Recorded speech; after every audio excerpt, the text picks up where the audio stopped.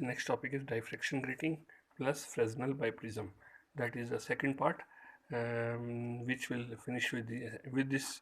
We will finish the chapter of diffraction. So we have seen that diffraction is n lambda is equal to 2d sine theta, and lambda is equal to 2d sine theta, which occurs in first order and second order spectrum. Now, what is grating?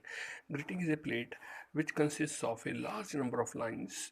For example, a line is being filled with a transparent liquid, and then marks are being done with the help of a diamond, such kind of rulings. So that means there is a transparent part where there is opaque part. Transparent part, E, D.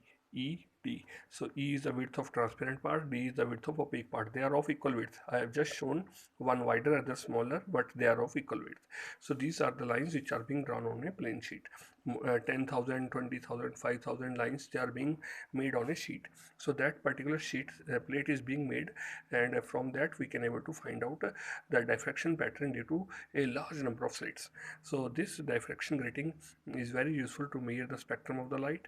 We can find the wavelength, we can find the interplanar spacing. So here we can use n lambda is equal to 2 e plus d is inside of that, e plus d sine theta. E plus d is called as a grating element, which is called as n sine theta upon n lambda upon sine theta. So E plus d is a grating element. So which we can able to find it out, calculate it out. The formula is divided by 2.54 divided by number of lines per inch. So that means by using this formula we can find the number of lines E plus D. Then we can find the angle of diffraction from the spectrum, and then we can find the wavelength of the light. For example, a grating element is there, diffraction grating is there, a sodium light is being there, source of light, it exposed to the sodium light. So what happens? So spectrum is being observed like that way. So that the spectrum is being observed because the light get spread it out into different parts. So that angle theta, which is called as angle of diffraction. So by using by measuring the angle of diffraction, so let us say this is the central fringe, this is first, n is equal to 1, so the first order. So we can find the angle for the wavelength for first order, second order, third order, all these things are there. So the number of lines are being already fabricated by manufacturer on a plate. So for example, some manufacturers find out 15,000 lines per inch, or some write it 2500 lines per inch.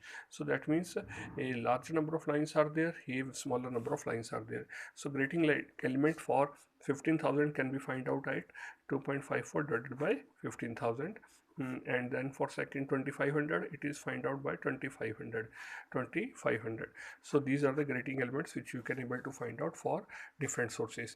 So that means we can find out the grating element, we can find out the order of spectrum, and then we can find out the angle of diffraction using the spectrometer, and then the wavelength can be measured. So this is how we can able to measure the diffracted beam. So basically this instrument diffraction grating is an example of our application of the Fraunhofer diffraction. So where we used to get the light to be focused at one particular point and then observe the spectrum on the screen. So that is the one of the part. Now next is the resolving power. Resolving power is resolving power. Now how clearly you can able to resolve between two different components, that is the resolving power. So that means that for example, if a light is there, how many component of light can be able to see it clearly through the help of instrument. So that is called as the resolving power. If you see only one light diffused, completely diffused together, so that is means it's the instrument has resolving very poor resolving power. But if it is showing a large number of spectral lines are being shown separately, so that means very good resolving power is there. So resolving power is measured by lambda upon change in lambda. So this is the instrument formula for measuring the resolving power. So for example, these are the two different beams, if of same wavelength, and this is the point where we can have the two maximum width of the two maxima is being differed by delta theta. So if delta theta is very small, so that means they are merged together, so we cannot able to resolve it. If delta theta is large, we can able to resolve it very frequently. So the resolving power depend upon the how much change in wavelength we can able to observe it and more accurately. So now we can formulate the formula for this resolving power. Now, resolving power can also be, or the delta theta can be also be measured by delta lambda upon d cos theta. So that means and once you measure the value of delta lambda, so you can find the value of r. So that is L upon delta lambda, because delta theta also gives you the measurement of delta lambda. So that is equal to m upon lambda upon d sine theta. So or you can write it as is equal to this formula is equal to m into n, where n is the total number of lines in the grating and m is the order of spectrum. So by measuring the number of lines and number of spectrum, you can find the resolving power of the instruments. So that means the number of lines per inch will gives us the resolving power of the instrument. That is the order of spectrum and the number of lines which you can able to observe, that will be give you the grating element of the this power, this instrument. That is the Fresnel biprism. Fresnel diffraction. How it is observed. So we have seen that Fresnel diffraction is being observed when the observer and the screen, they are at finite distance from each other. So we have seen in the previous cases, this was the Fresnel diffraction.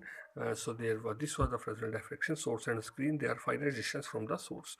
So now we are going to study in detail how it is being observed and different ways in which the observer Fresnel diffraction can be get observed. The principle of this analysis is the Huygens principle, according to which each point of the wavefront acts as a source of secondary wavelet.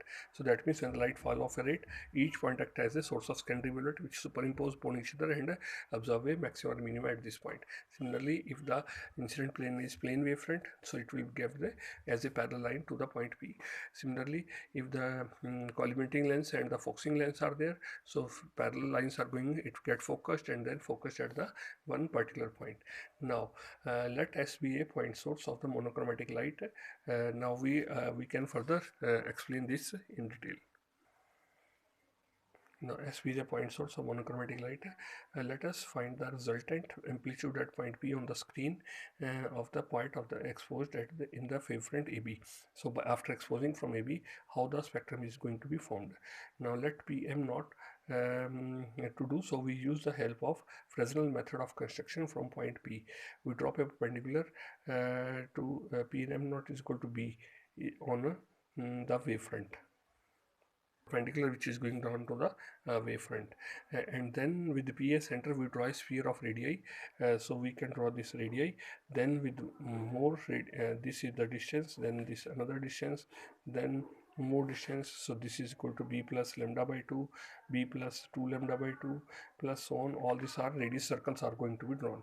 So we can find the radius of nth circle as b plus n lambda by 2 whole square minus b square under root.